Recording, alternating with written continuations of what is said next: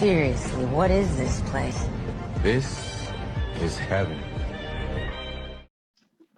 আমরা এই মুহূর্তে চলে আসছি পত্রস্থান রিসোর্টে। এটা হলো পত্রস্থান রিসোর্টের গেট। গেটটাই সুন্দর ন্যাচারাল কালার করা হয়েছে সবুজ।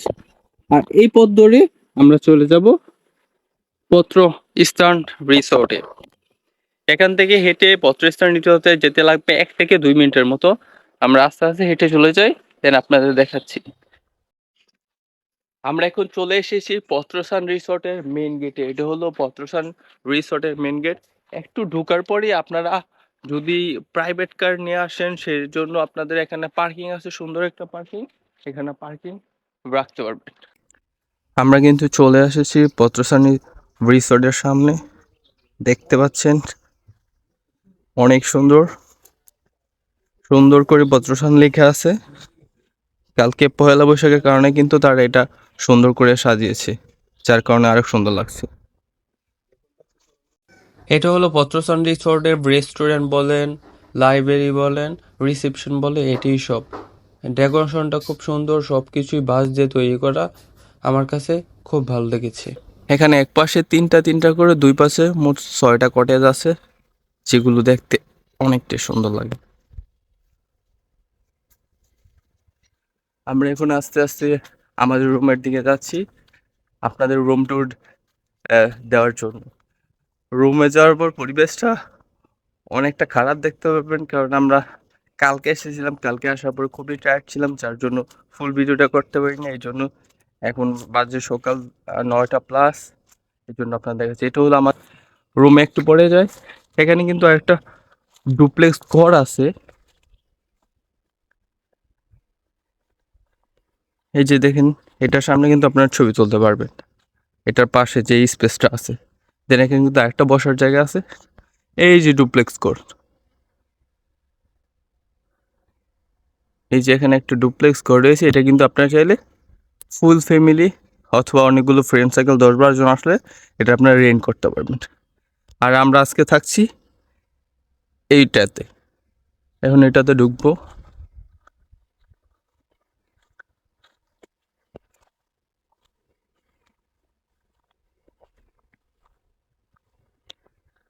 রুমে ঢুকার পর অন্য কিন্তু একটা জিনিস দেখতে পাবেন, অলরেডি আমার ওয়াইফ ঘুমিয়ে আছে। এই যে রুমের সামনে কিন্তু লেখা আছে বসন্ত বন্দনা 3। আমাদের রুমের নাম্বার, এক একটা রুমের নাম্বার এক এক রকম, ওরা নাম দিয়েছে। এটার নাম হলো বসন্ত বন্দনা 3। আমরা যদি রুমটা ওপেন করি, এই দরজা খোলো। এই রুমগুলো কিন্তু সবগুলো বাঁশ দিয়ে তৈরি, যা দেখতে অনেক সুন্দর, এমন ক্রিয়েটিভ লাগতেছে। এই যে আমরা মাত্র ঘুম থেকে উঠেছি, এর জন্য রুমগুলো একটু অগোছানো। দেখেন সবগুলো বাঁশ দিয়ে তৈরি। আর এইদিকে একটা রয়েছে মিরর, একটা সুন্দর মিরর, একটা জানালা, বাইরে একটা উইন্ডো আছে। আর এটা হলো ওয়াশরুম। ওয়াশরুমটা মোটামুটি এই রিসোর্টের হিসেবে অনেক বড়। হ্যাঁ, তারপর একটা বারান্দা আছে, সুন্দর বারান্দা। বারান্দাটা এখন আমরা ওপেন করব। বারান্দাটা জাস্ট ওয়াও! দেখেন আগে কাঁঠাল, দেখে কি পরিমাণ এখানে কাঁঠাল। আলহামদুলিল্লাহ, প্রচুর পরিমাণে কাঁঠাল। এই গাছটাতে প্রচুর পরিমাণে কাঁঠাল। আর এখান থেকে ডুপ্লেক্স ঘরটা সুন্দর দেখা যায়। আর এখান থেকে ভিউটা জাস্ট ওয়াও!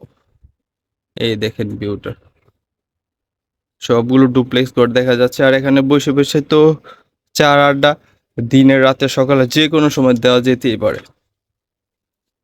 এই দেখেন রিসোর্টের ভিউ। এই যে এ পাশে আনারসের বাগানটা, সবগুলো আনারসের ক্ষেত। এই রিসোর্টের উপরে রয়েছে আরেকটা হিল রিসোর্ট। আমরা একটু পরে হিল রিসোর্টটা আপনাদের দেখাবো।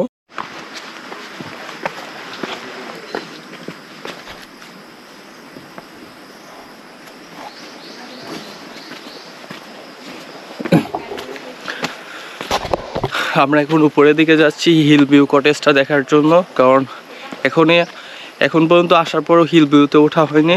আপনাদের দেখানোর জন্য উপরের দিকে যাচ্ছি। এই দেখেন ভিউটা জাস্ট ওয়াও! আমার হিলবু থেকে কিন্তু আমাদের যে রিসর্টের কটেজগুলো আছে সেগুলো কিন্তু অনেক সুন্দর দেখা যায়, আপনাদের যদি দেখাই। ওয়াও, ওই যে ওই পাশের 1 নম্বরটা হচ্ছে আমাদের রুম।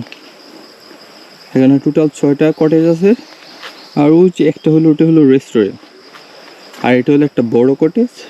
আপনাদের আগে তো বলেছি এখানে অনেক সুন্দর, অনেক সুন্দর। কোনো মানুষের হাহাকার নাই, কোনো শব্দ নাই, জাস্ট ন্যাচারালি পাখির সাউন্ড। এই যে আমরা হিল ভিউ কটেজের সামনে আছি, আর উপরে কি কি আছে এখন দেখবো। উপরে তো আসাই হয়নি, এর জন্য কি কি আছে বলতে পারি না।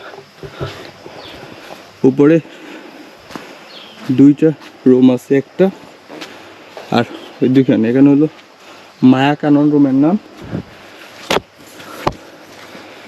আর এটার নাম হলো আশার। এখানে 2টা আছে, আর চারোপাশে সব লেবু বাগান। এই দেখেন লেবু গাছ।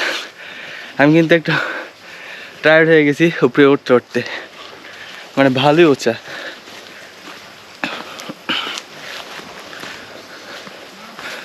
তারপর যদি আমরা একটু সামনে চাই, এখানে কিন্তু একটা বড় কটেজ আছে, মাটির ঘর, অনেক সুন্দর। ভিউটা কত সুন্দর না?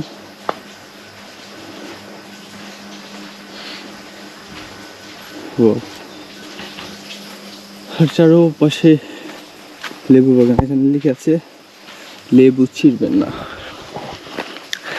তাদের কটেজের চারোপাশে সব লেবু বাগান। এখানে আরেকটা কটেজ আছে, এটা বড়, আর ওইখানে আরেকটা কটেজ আছে। আর এই যে আরেকটা কাঁঠাল গাছ দেখা যাচ্ছে, এখানে প্রচুর পরিমাণে কাঁঠাল। এই হলো উপরের চিত্র। উপরের চিত্রটা আরো সুন্দর, মোটামুটি ভালোই লাগলো। দেখি আর কি কি আছে।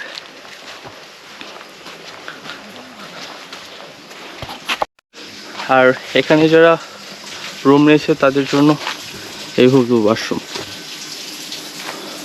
আর এখানে কিন্তু সুন্দর একটি দোলনা আছে, অনেক সুন্দর। কাঁঠাল গাছের নিচে দোলনা, জাস্ট সেই লেভেল একটা ভিউ। এটা হলো আমাদের কটেজের রাতের ভিউ, জাস্ট ওয়াও। সত্যি কথা বলতে কি, মুহূর্তটা আসলে অনেক স্মরণীয় থাকবে। দুজনে এরকম পাহাড়ের মাঝখানে, চারদিকে চা বাগান, আনারসের বাগান, মানে ফিলিংসটা সেই। ওইদিকে আছে না ওই ডুপ্লেক্স ঘরটা ওই জায়গায়। যারা শহরের যানজটে, গাড়ি হর্নে, এত মানুষের ভিড়ে অস্থির হয়ে গেছেন, তাদের জন্য এটা হলো সবচেয়ে বেস্ট সলিউশন আমি মনে করি। একদম এখানে শুধু চারদিকে পাখির কিচিরমিচির শব্দ, কোনো বাড়তি মানুষের শব্দ নেই, একদম নিরিবিলি একটা পরিবেশ। এখানে আপনার ওয়াইফ অথবা ফ্যামিলি নিয়ে আসতে পারবেন, জাস্ট ওয়াও। এই যে একটা জিনিস আপনাদের দেখায়, এই যে শীত আছে না, চারোপাশে কিন্তু সব আনারসগুলো সব ছোট, তো এর জন্য আপনাদের সামনে না নিলে বুঝবেন না। সবগুলো আনারস, চারপাশে রিসোর্টের চারপাশে এই সিঁড়িগুলো আনারস। আর তো সবসময় জাতীয় ফল কাঁঠাল দেখতেই পাচ্ছেন।